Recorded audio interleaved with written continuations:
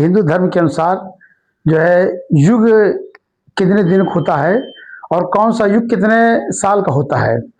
आइए हम बताते हैं। 4 युग होते हैं। 4 युग: सतयुग, त्रेता युग, द्वापर युग और कलयुग। और सतयुग होता है, यहाँ पर देवताओं के वर्ष हैं, यहाँ पर मनुष्यों के वर्ष होता है। सतयुग जो होगा वो देवताओं को अगर देखेंगे तो देवताओं के 4800 दिव्य वर्ष के बराबर होता है। जब 4800 दिव्य वर्ष हो जाएंगे तब एक सतयुग होता है। अब मनुष्य के कितने वर्ष के बराबर होता है? इन दिव्य वर्षों में अगर हम 360 का गुणा कर देते हैं, 360 का, तो ये हो जाएगा 17,28,000 वर्ष के बराबर होता है आपका सतयुग। इसी प्रकार त्रेता युग।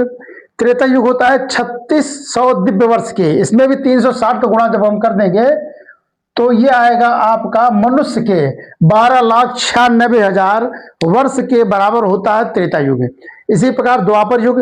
द्वापर युग होता है देवताओं के 2400 दिव्य वर्ष के।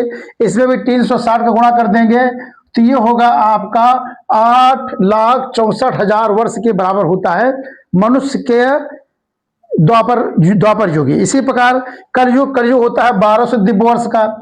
इसमें अगर हम 360 का गुणा कर देंगे तो ये आपका हो जाएगा 4,32,000 वर्ष के बराबर होगा कलयुग है। कलयुग होता है वो 4,32,000 वर्ष के बराबर होता है। ये मनुष्य के वर्षों में है और ये देवताओं के वर्षों में है। आपको मालूम है 360 दिन जब मनुष्य का होता है तब देवताओं का एक दिन होता है, इसलिए हम इसमें 360 का गुणा करते हैं। अब बताते हैं कि ये चारों युग मिलाकर एक चतुर्युगी बनता है। एक चतुर्युगी, एक 4 युग हो गए तो एक चतुर्युग कहलाएगा। तो एक 4 युग मिलाकर एक चतुर्युगी बनता है और एक चतुर्युगी में इन सबको जोड़ देंगे तो 12,000 दिव्य वर्ष के बराबर होता है देवताओं के। और इसमें जब 360 का गुणा कर देंगे तो आएगा 43,20,000 वर्ष के बराबर होता है एक चतुर्युगी। और इस प्रकार के जब 1000 चतुर्युगी मिलेंगे तो उसको बोलते हैं एक सहस्त्र चतुर्युगी।